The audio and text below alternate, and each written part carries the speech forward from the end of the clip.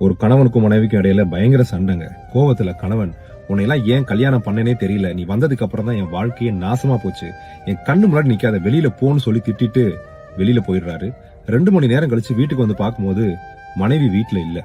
எங்கெங்கயோ தேடுறாரு, அவங்கள கண்டுபிடிக்க முடியல. தெரிஞ்சவங்க சொந்தக்காரங்க வீட்டுக்குலாம் போன் பண்றாரு, மனைவி இல்ல. வேற வழி இல்லாம போலீஸ் ஸ்டேஷன்ல கம்ப்ளைண்ட் கொடுக்கறாரு. அவங்க தேடியும் கிடைக்கல. ஒரு 2 மாசத்துக்கு அப்புறம் அவங்களுடைய மனைவி ஒரு முதியோர் இல்லத்துல வேலை பாக்குறாங்கன்னு தெரிஞ்சு அங்க போய் பாக்குறாரு. பார்க்கும்போது எப்படி இருந்தாங்க தெரியுமா? உடம்பெல்லாம் இழைச்சு, முகமெல்லாம் வாடி ரொம்ப பரிதாபமா இருந்தாங்க.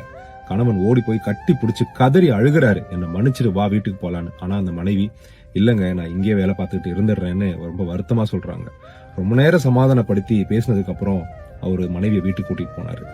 கோவத்துல நம்ம என்னென்னமோ வார்த்தைகள் பேசிடுறோம், அதனுடைய பாதிப்பு எவ்வளவு இருக்கு பாத்தீங்களா?